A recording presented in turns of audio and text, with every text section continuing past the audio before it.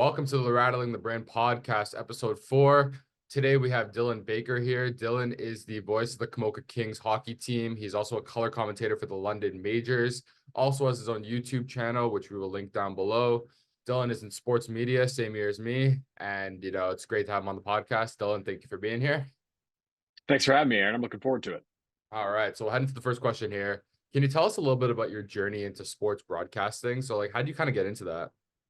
So it was a little more unique, I think, than some people have, because when I was 12 years old, I started my own podcast, 211's Baseball Talk, with my dad, and we just kind of ranted about the Blue Jays every week in podcast form. And a couple of months into that, I was able to parlay that experience into a job with London Majors as their color commentator. So I sent them what I had done on the podcast, some of the guests I had interviewed, and that led to my first job in live broadcasting with the Majors, which then led to my first job in hockey with the Camoka Kings, because the guy who co-owns the Majors and is the manager for the Majors, Rup Chandradat, he also owns the Camoka Kings. And he reached out to me after the season. He said, "Hey, are you interested in doing hockey? And if you want to make it in Canada, you got to know how to do hockey as well." So I said, absolutely, I'd love to do that. And I've been with both teams ever since. So there's obviously a lot that goes into being a commentator, but what do you think are some of the essential skills or kind of qualities that you need to be a successful sports broadcaster? Well, it depends on the role you do. If you're doing play-by-play, you got to be able to think on your feet. If you're doing color commentary, you've got to be able to do a lot of research. You got to know your stuff. If you're doing hosting, you got to know the right questions to ask, the right times. There's a lot of different roles that you can occupy within sports broadcasting, and I think it kind of varies depending on what you do. But I think the big things are being able to adapt and think on your feet, and kind of knowing the right moments when to speak and when not to speak. Right? You don't want to make it all about yourself when you're interviewing somebody. During a game, there are moments where the crowd kind of takes over, and you've got to let that happen. Right? It's not all about you as the broadcaster. You're trying to tell the story of the game, and if that story means that you're not a part of it and the crowd is, that's totally fine, right? So knowing when to speak and being able to think on your feet as well, I think, are two big qualities of live sports broadcasting.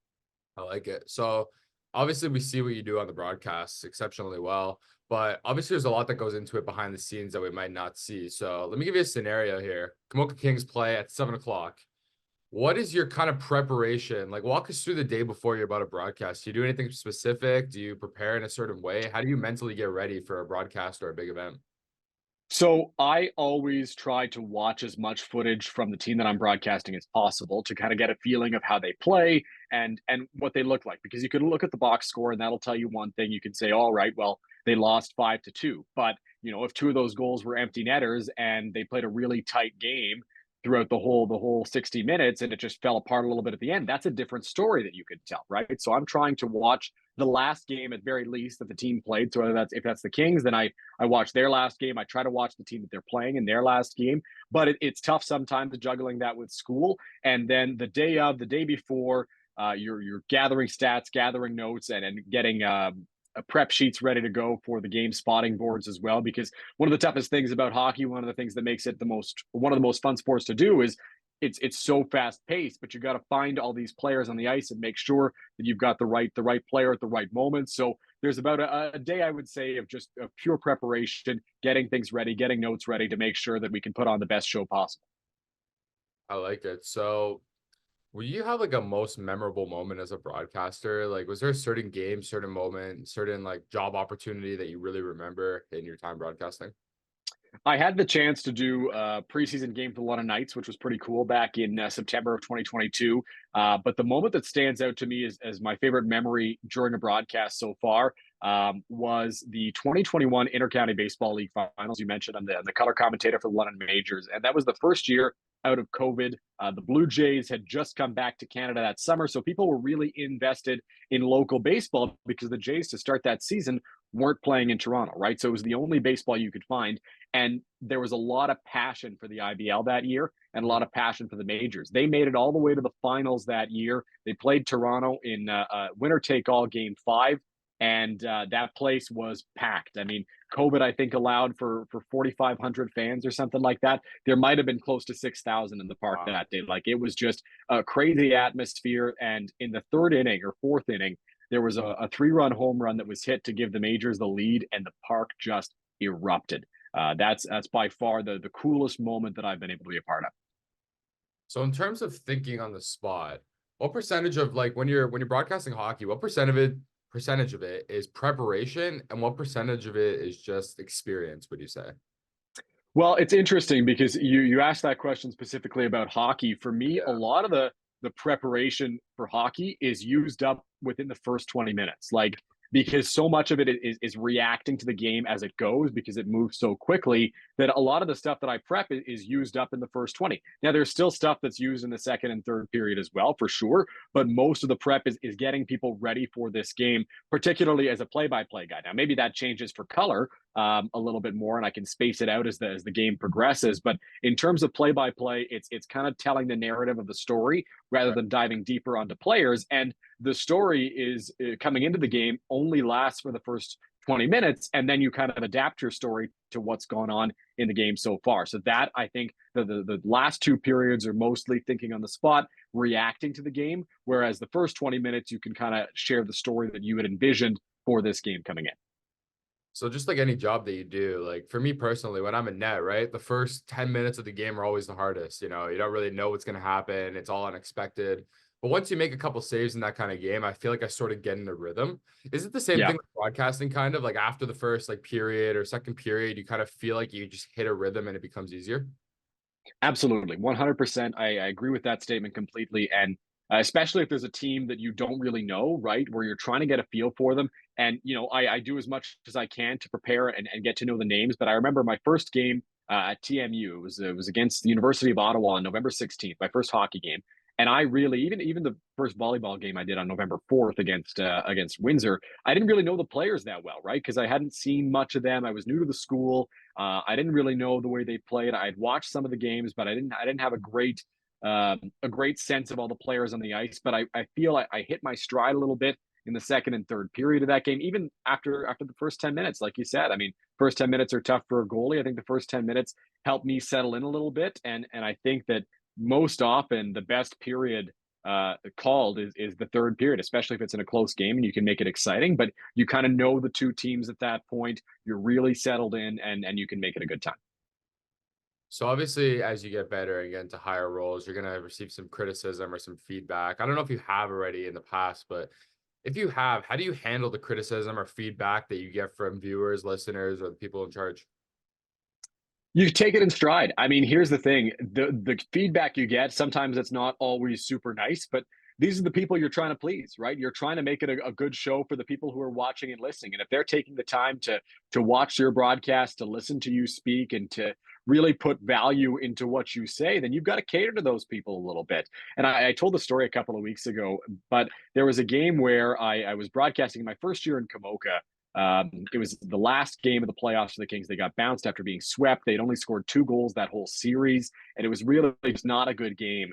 And by the end of that game, in the third period, I really got down on the game a little bit. I was a little bit in bad spirits because I think I was upset that the season was ending. I'd had so much fun, and I thought that I was fine. But then after the game, I got some text like, "You sounded depressed in that third period, those last 10 minutes." And I listened back to it. I was like, "They're right. Like that's not good." So you kind of have to adapt your broadcasting to your listener. And if they prefer you have it a certain way, well, you don't have to necessarily take everything they say and adapt it into your the way you broadcast. But I think that the viewer comments are important to take note of as long as it's not some kind of hate speech that's being directed towards you, and you Right. can kind of maneuver into a better broadcaster because of what people have to say. So obviously that's one thing you've learned, but is there another thing you can possibly say that you learned from your time with Kamoka? Obviously, that's the first like kind of big role you got in as a hockey broadcaster. What have you taken away from your time there? I think the biggest thing that I've taken away, in addition to doing play by play for hockey, but in terms of things off the ice, just the professionalism that you have to have as a broadcaster, and Yeah. kind of separating yourself from being a fan, right? Because that example I just gave you for the Kings playoff series, I was mostly a fan who just happened to be able to talk about the Kings. Right. So I was locked into their wins and losses as a fan, and kind of knowing how to interact with players, what's the right way of doing that, the information that you're going to be able to get out of coaches and what you're not going to be able to get out of coaches, how to talk to them properly, and keeping your distance, because in the end you are still a broadcaster. You're part of the team. In my case, I work for the Kings. I'm part of the team in that sense, but in the end, I'm not actually, that pivotal to the team, right? It doesn't. If I leave the Kings organization, it doesn't make or break the Kings organization, right? Right. If a coach leaves, if a player leaves, it could change things drastically for the team.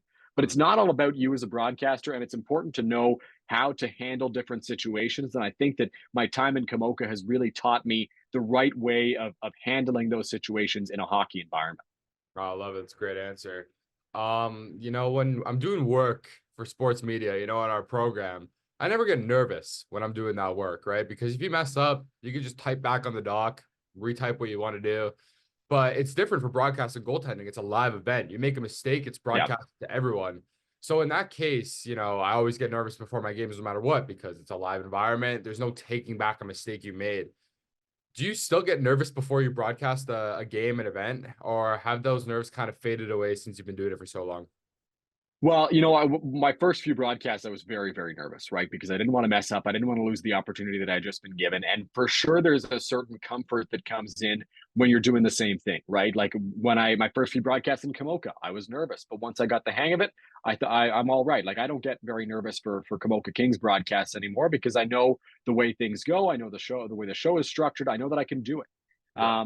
I don't get very nervous for London Majors games anymore unless it's a really big game or I've got something big to do. Like I interviewed Jamie Campbell on the broadcast last year. That was cool. I was nervous for that because Jamie obviously works on Blue Jays Central. Cool guy to interview, cool guy to talk to. I wanted to make sure that went well. I was really nervous before my first game at TMU.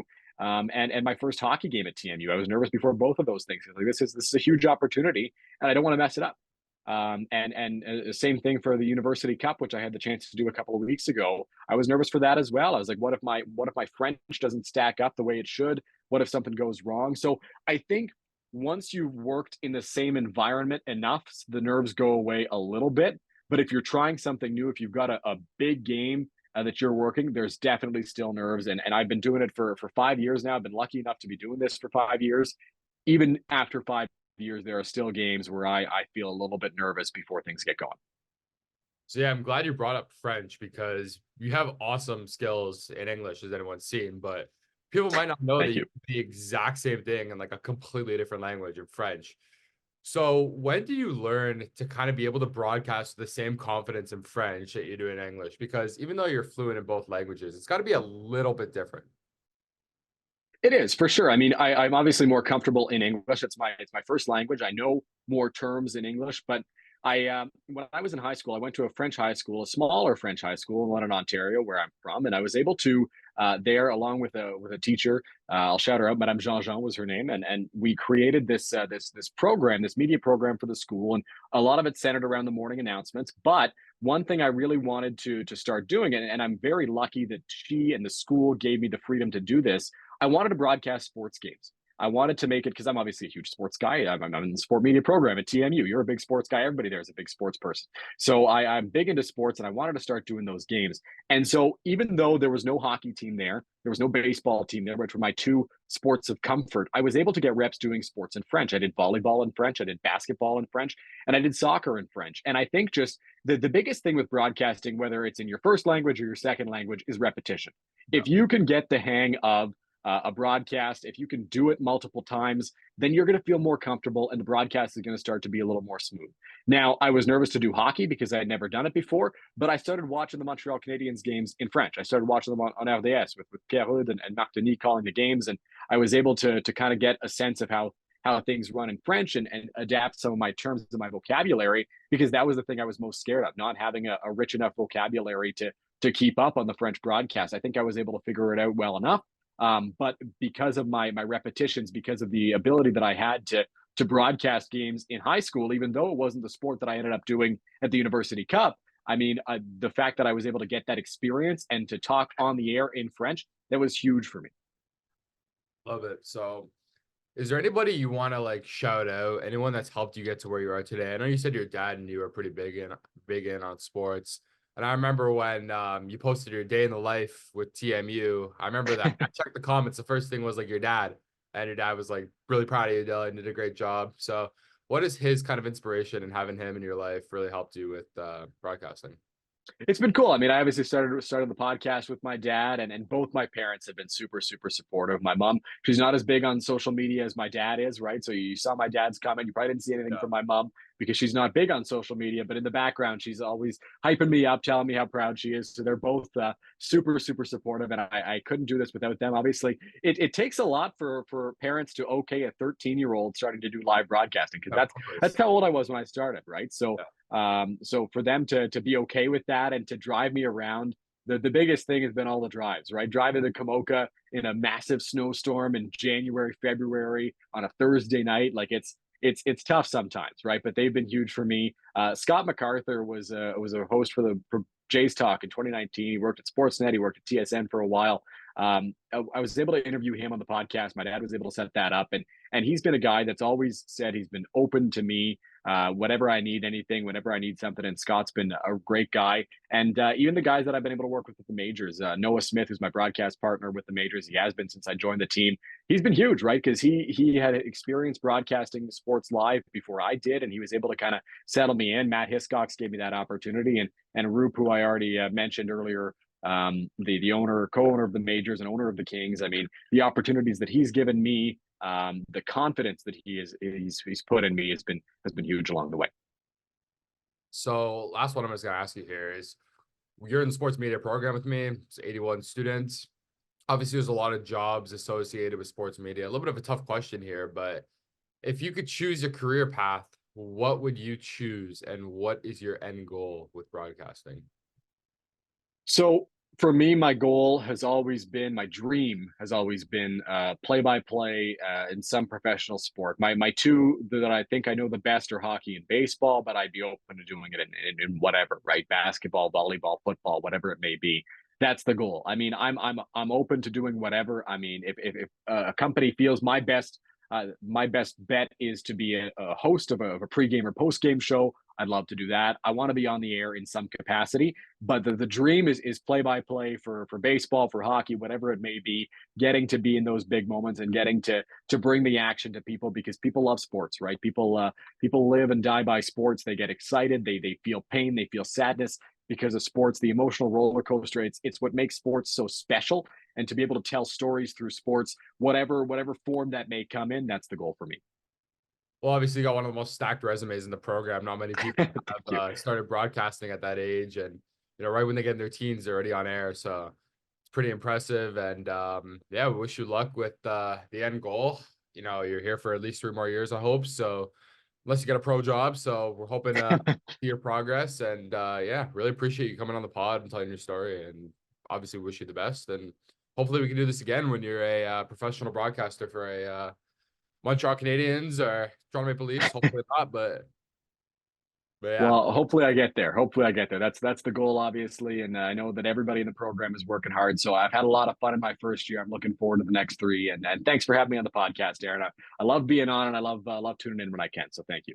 awesome. We're glad to have you. All right, that would conclude episode 4 of the Rattling the Brain podcast with Dylan Baker. Make sure you give him a follow. We're gonna drop all the socials down below. Appreciate your time, Dylan, and see you guys in the next episode. See you later.